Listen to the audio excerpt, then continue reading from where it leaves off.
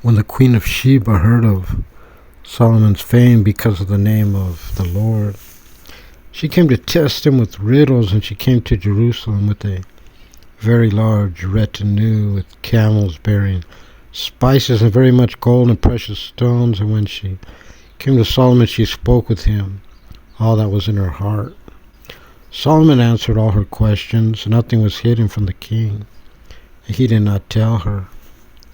When the Queen of Sheba had seen all Solomon's wisdom, and the house that he had built, and the food of his table, and the seating of his servants, and the station of his attendants, and their attire, and his cupbearers, and his ascent by which he would go up to the temple of the Lord, she was breathless. She said to the king, "I was a true report that I heard in my country of your deeds and of your wisdom. However, I did not believe the words until I came and saw with mine own eyes, and I beheld that not even a half had been told to me. You have wisdom and goodness in excess of that which I have heard. Fortunate are your men, fortunate are these your servants who always stand before you and listen to your profound wisdom. Blessed be the Lord your God, who preferred to place you on the throne of Israel. Because of the Lord's love for Israel forever, he appointed you as king to do justice and righteousness."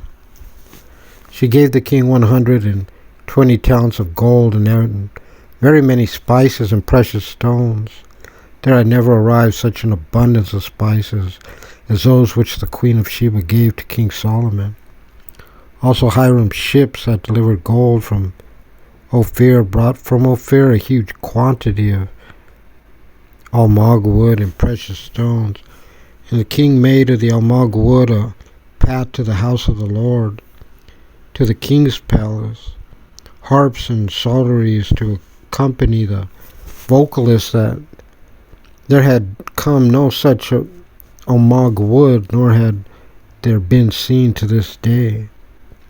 King Solomon gave the Queen of Sheba all her wish that she requested, aside from what he gave her, according to King Solomon's ability, and she turned and went to her land, she and her servants. The weight of gold which came to Solomon in 1 year was 666 talents of gold.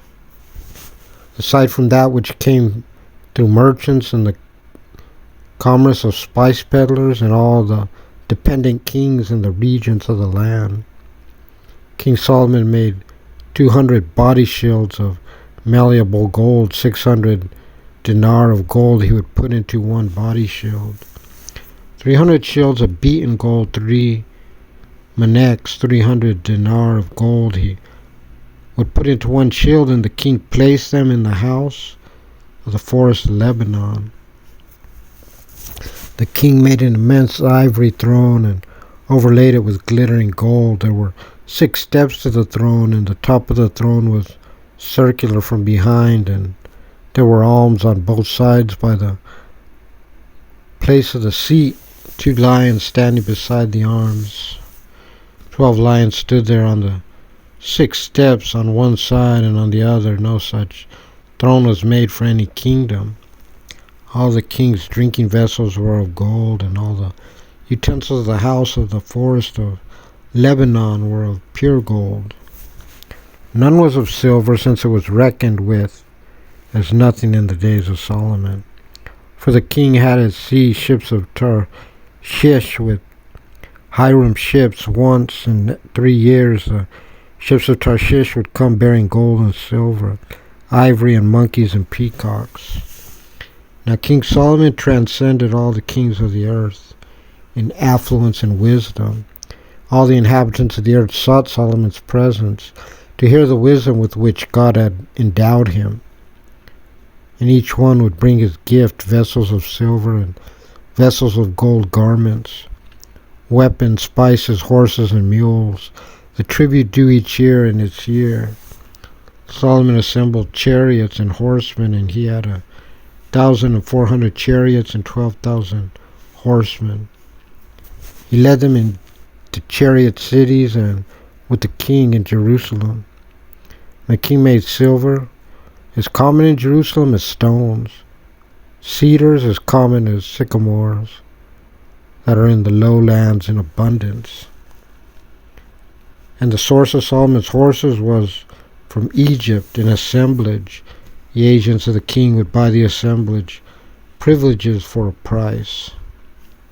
A chariot that went up and left Egypt went for a price of 600 silver pieces, and a horse for 150. So for all the kings of the Hittites and the kings of Aram did they export them through them.